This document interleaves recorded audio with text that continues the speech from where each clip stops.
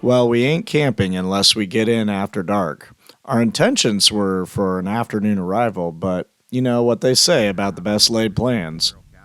I did anticipate this by deciding to meet at a designated and reserved campsite.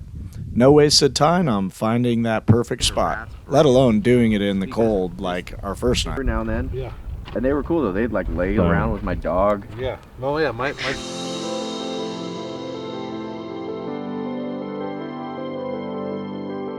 Just kind of waking up. We got Mama here. Hi, Mama. Good morning, backcountry passport. Set up in the dark, and the view here is amazing. Yeah, so This is one of the best campsites in Joshua Tree, in my opinion. top notch. Top notch. And if you haven't done Yeah. it before, roasted ground coffee from Sprouts. They have a grinding machine there. You can actually just like pour in the beans, grind them up, put them in a bag. They're fresh. Nice. Dude, the clouds, they're freaking picturesque. Sun's about to come up. I'm up right there.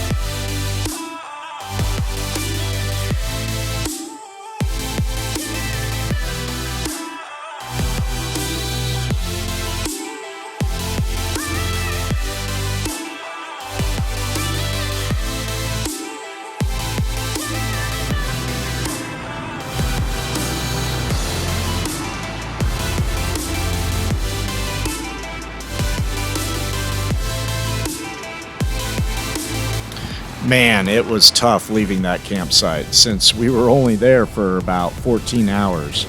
You can't beat the rock formation in beauty and protection from the wind. In overlanding, the journey is just as important as the destinations. And let me tell you, this part of the journey did not disappoint in the least.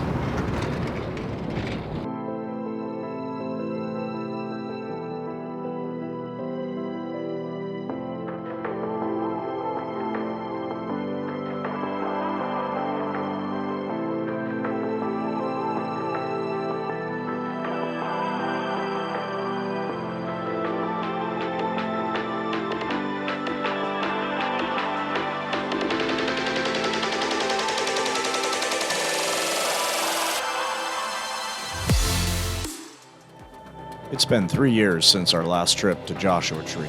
We've come a long way in skill and capability in both driver and vehicle. The Doka's natural element definitely is desert running. It just looks so badass with that backdrop of the desert. The Gladiator, completely stock at the time, and it just looks so little and innocent compared to what it is now. Funny enough, looking back on it, I've come a long way in my filming and editing. Still got a ways to go. So let's get back to the trip on hand.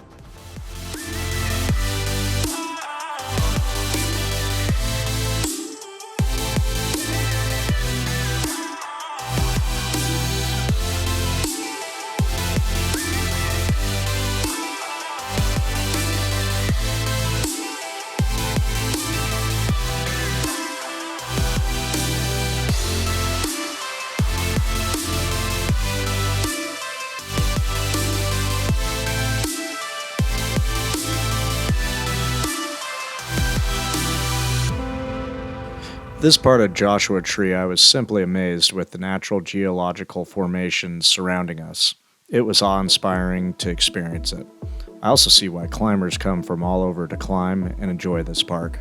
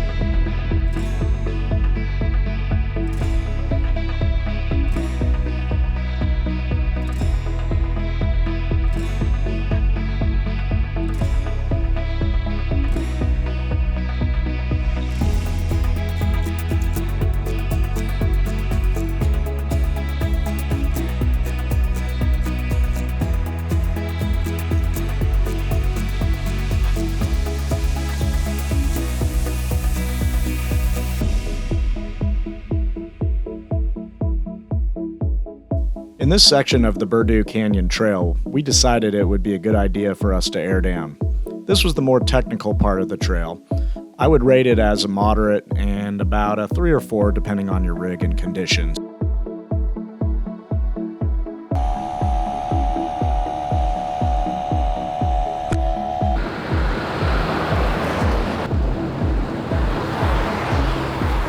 We were off to tackle the harder section, but first, a few more memories to share. Joshua Tree was Nick and I's second overlanding trip. It was particularly memorable with the addition of Nick's son Cole, who's now a regular on our team. During that trip, there were many firsts. Cole had experience firing .22s, but this was his first time firing off a 12-gauge shotgun. He was a little guy back then, so it definitely kicked him like a mule. We had a good laugh, and he took it in stride. Another first for him was driving the Doka and the extra difficulty of using its stick shift.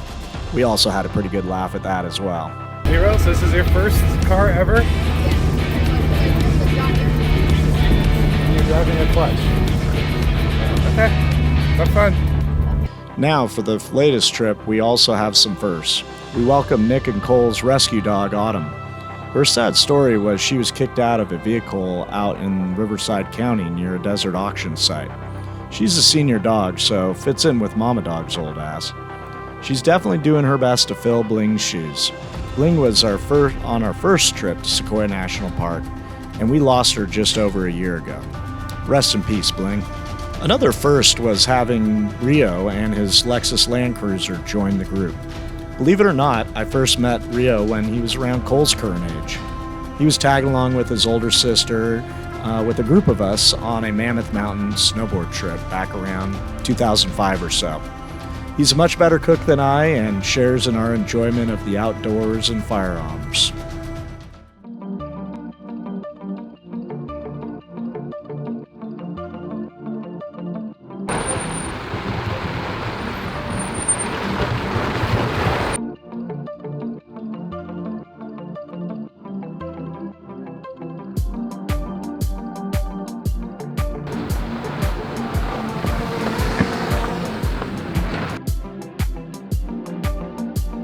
So we get to a technical part of the trail, which for a built rig like my Gladiator, it's no big deal. For unmodified vehicles like Rio's Land Cruiser with its lighter duty all-terrain tires, we didn't want to puncture a sidewall in this narrow area.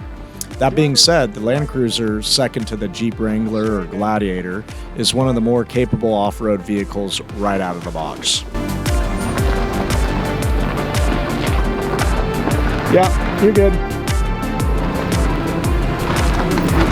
Nah.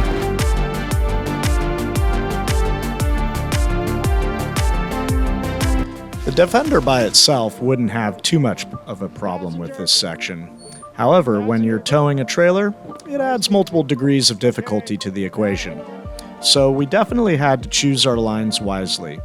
Then again, we had Nick giving this light-duty off-road trailer a full send.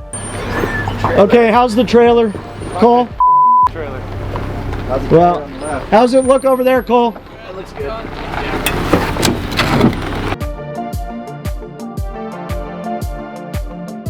Go. Nice and easy. Perfect.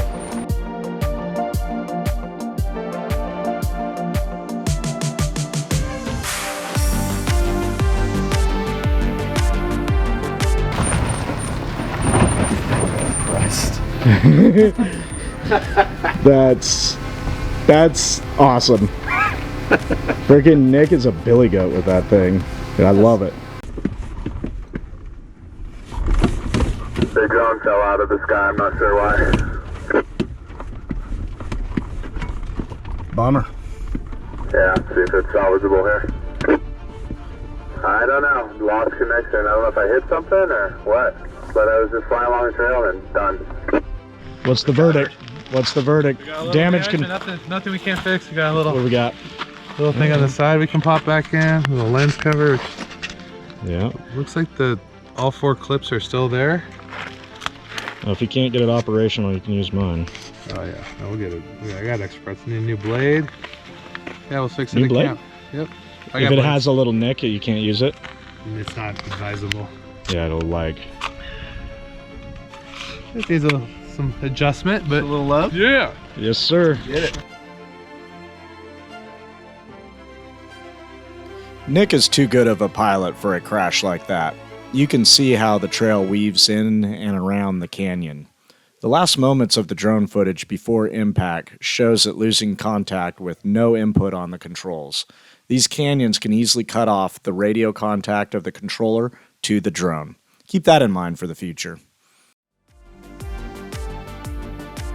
After a successful test flight with the drone, we took our time with the all-important hydration break.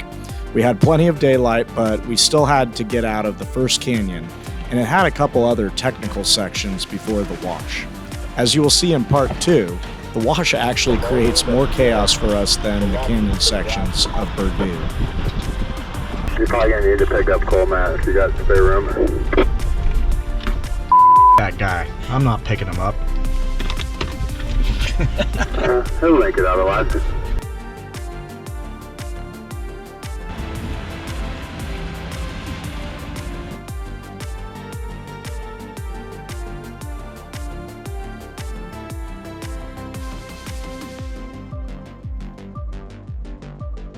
We hope you're enjoying the video so far. Now you're going to want to be sure to subscribe so you don't miss part 2 of the series. Our plans go to hell when the Defender and the trailer run into trouble on the wash. You'll have to see the next video to learn how we got into and out of this predicament.